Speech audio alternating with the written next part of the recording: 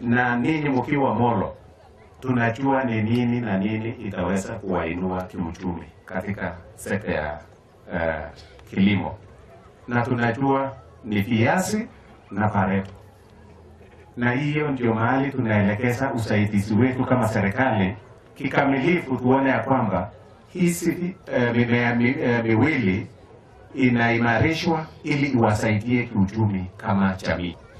Mukipanda pyrethrum ambaye mnaielewa, mukipanda potatoes ambaye mnaelewa, nataka muongeze ya tatu sasa. Na ya tatu ni nini? Avocado.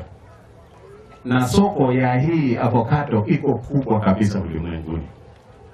Na nataka muwe wale wa kwanza ili mupate hii msaada ya hii soko ambaye iko nje. Na mimi niko na furaha manake kupitia kwa wizara tumeweza kupata support kubwa sana also through pyrethrum, na kuweza kushirikiana na processors wengine ambao tayari wameanzisha hata nursery hapa kwenye upande ya Turi. Na hivyo ni kumaanisha tukiweza kufanya ile mpango iende vile tumesema, tunatarajia kwamba baada ya mwaka moja kila weekend familia itakuwa ikipata kama 10,000 ama 20,000 kutokana na pareto.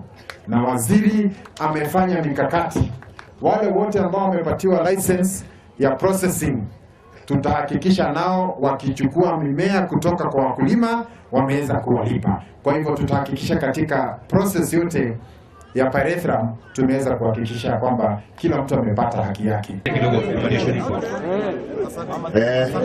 Asante.